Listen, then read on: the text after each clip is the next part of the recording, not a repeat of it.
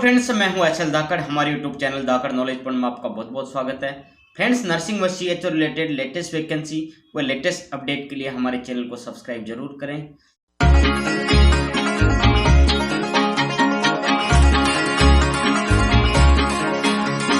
Friends, आज की video में चर्चा करेंगे, अगर आप जीएनएम स्टूडेंट हैं, आपका सीएचओ में सिलेक्शन हो जाता है, सीएचओ में ज्वाइनिंग कर रहे हैं या ज्वाइन करने वाले हैं, अगर आपको सेंट्रल गवर्नमेंट के किसी भी हॉस्पिटल, ईएसआईसी हो, चाहे एम्स हो, चाहे पीजीआई हो, चाहे बीएचयू हो, उनमें अगर आपको नर्सिंग ऑफिसर बनना है तो आपको क्या करना चाहिए, इसके बारे में विस्तार से चर्चा करेंगे, इसलिए वीडियो को लास्ट तक जरूर देखें। फ्रेंड्स, ऑल ओवर इंडिया में लगभग 1.5 लाख उप स्वास्थ्य केंद्र है, उनको हेल्थ एंड वेलनेस सेंटर में गवर्नमेंट बदलने जा रही है। यानी सभी सब हेल्थ सेंटर को मार्च 2022 तक HWC सेंटर में परिवर्तित कर दिए जाएंगे, उनके ऊपर सीएचओ की पोस्टिंग कर दी जाएगी। इससे हजारों सीएचओ वैकेंसी आ रही है और भी आती रहेगी। फ्रेंड्स, अब तक नर्सिंग वाले स्टाफ नर्स या नर्सिंग ऑफिसर ही बनते थे, अब उनके लिए सीएचओ की नई पोस्ट भी आई है, यानी अब सीएचओ भी बनने लगे हैं। यानी अब नर्सिंग के अलावा सीएचओ में भी स्कोप बढ़ा है, परंतु अब सीएचओ की नई पोस्ट क्रिएट हुई है। इससे हजारों नर्सिंग स्टूडेंट्स को रोजगार मिल रहा है, यानी नर्सिंग वालों के लिए स्कोप और भी बढ़ा है। फ्रेंड्स, अब बात कर लेते हैं मुद्दे की। तो फ्रेंड्स, बता दूं कि अभी तक गवर्नमेंट की तरफ से सीएचओ की परमानेंट पोस्ट हेतु पोस्ट क्रिएट नहीं हुई है। यानी ये आयुष्मान भारत का प्रोजेक्ट है, उसके तहत NHM के द्वारा सीएचओ की पोस्टिंग निकाली जा रही है।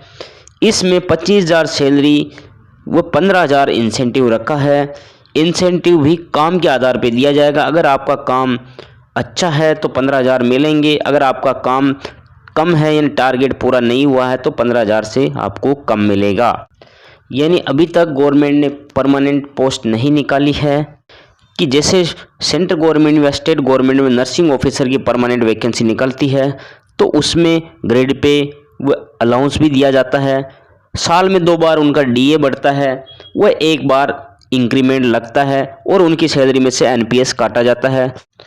इसके विपरीत सीएचओ की सैलरी में से केवल पीएफ कट सकता है, जबकि ऐसे कोई अलाउंसेस देने का प्रावधान नहीं है, केवल 15,000 इंसेंटिव देने का प्रावधान है। इसलिए फ्रेंड्स, नर्सिंग वाले हजारों स्टूडेंट सीएचओ के लिए फॉर्म भर रहे हैं, सेलेक्ट हो रहे हैं, ज्वाइनिंग कर रहे हैं, परंतु सीएचओ में ज्वाइन करने के बाद भी उनके दिमाग में हमेशा चलता रहता है कि उनको परमानेंट पोस्टिंग लेनी है, यानी परमानेंट नौकरी के लिए उनको नर्सिंग ऑफिसर या स्टाफ नर्स बनना है। क्योंकि सीएचओ की नौकरी भी परमानेंट है, यानी निकालेंगे तो नहीं, परंतु परमानेंट के बराबर अलाउंसेज नहीं है, बेनिफिट नहीं है। इसलिए सभी को लगता है कि नर्सिंग ऑफिसर या स्टाफ नर्स की नौकरी बेहतर है और सभी का यही सोचना है कि उनकी परमानेंट नौकरी लग जाए, परमानेंट नर्सिंग ऑफिसर या स्टाफ नर्स बन जाए, तो उसके बाद एग्ज़ाम फॉर्म भरने का, तैयारी करने का झंझट खत्म हो और अपनी लाइफ अच्छे से जीना चाहते हैं। और ये सही भी बात है कि अगर आप वर्तमान में सीएचओ पे पोस्टिंग है आपकी और नर्सिंग ऑफिसर बनना चाहते हैं तो बहुत अच्छी बात है। फ्रेंड्स, अब बात कर लेते हैं, हजारों जीएनएम नर्सिंग स्टूडेंट्स सीएचओ की नौकरी पे ज्वाइन कर रहे हैं, रोजगार अच्छा मिल रहा है, परंतु फ्यूचर में अगर जीएनएम वालों को नर्सिंग ऑफिसर बनना है, स्टेट गवर्नमेंट में स्टाफ नर्स या नर्सिंग ऑफिसर बनना चाहते हैं, तो उसमें अभी तक कोई एक्सपीरियंस नहीं मांगा जा रहा है। जीएनएम वाले विदाउट एक्सपीरियंस फॉर्म भर रहे हैं, परंतु आपको सेंट्रल गवर्नमेंट में किसी भी अस्पताल, बीएचयू हो, चाहे एम्स हो, ईएसआईसी हो, चाहे पीजीआई हो, इनमें अगर आपको नर्सिंग ऑफिसर परमानेंट बनना है तो आपको 2 या 1 साल का एक्सपीरियंस होना चाहिए। जैसा कि नॉर्थ सेट में 2 साल का एक्सपीरियंस मांगते हैं और ईएसआईसी में 1 साल का एक्सपीरियंस मांगते हैं। एक्सपीरियंस भी कम से कम 50 बेडेड हॉस्पिटल का होना चाहिए, उससे कम का नहीं चलता है।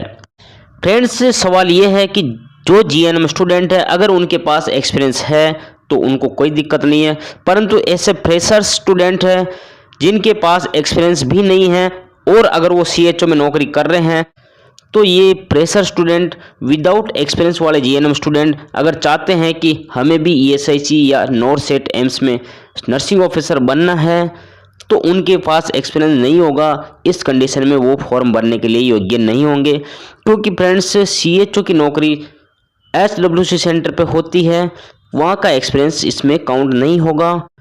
तो फ्रेंड्स, ऐसे स्टूडेंट जो जीएनएम है उनके पास एक्सपीरियंस नहीं है, वो सीएचओ की नौकरी कर रहे हैं, तो उनको क्या करना चाहिए, अब आगे बात कर लेते हैं। फ्रेंड्स, ऐसे स्टूडेंट्स को पोस्ट बीएससी नर्सिंग कर लेनी चाहिए, क्योंकि सेंट्रल गवर्नमेंट में ईएसआईसी हो चाहे नॉर्थ सेट हो, उनमें बीएससी पोस्ट बीएससी नर्सिंग वालों से एक्सपीरियंस नहीं मांगा जाता है। इस कंडीशन में वो सीएचओ की नौकरी के साथ साथ पोस्ट बीएससी नर्सिंग कर सकते हैं। परंतु लीगली तौर पे देखा जाए तो पोस्ट बीएससी नर्सिंग केवल पत्राचार से ही कर सकते हैं, केवल इग्नू से ही कर सकते हैं, क्योंकि आप सीएचओ की नौकरी के साथ साथ पोस्ट बीएससी नर्सिंग रेगुलर नहीं कर सकते। दो काम एक साथ नहीं हो सकते, क्योंकि आप एक तो रेगुलर नौकरी भी कर रहे हो और आप रेगुलर पोस्ट बीएससी भी करो, ये नहीं चलेगा। नौकरी वाले केवल पोस्ट बीएससी नर्सिंग इग्नू से ही कर सकते हैं। तो फ्रेंड्स, इससे रिलेटेड कोई भी क्वेरी हो तो कमेंट बॉक्स में कमेंट कर सकते हो, और हमारा वीडियो पसंद आए तो लाइक करें, शेयर करें, सब्सक्राइब करें, बेल आइकन को दबाएं, ताकि ऐसे ही जानकारी प्रति वीडियो बनाते रहे, आप तक भेजते रहें। Thank you. जय हिंद, जय भारत।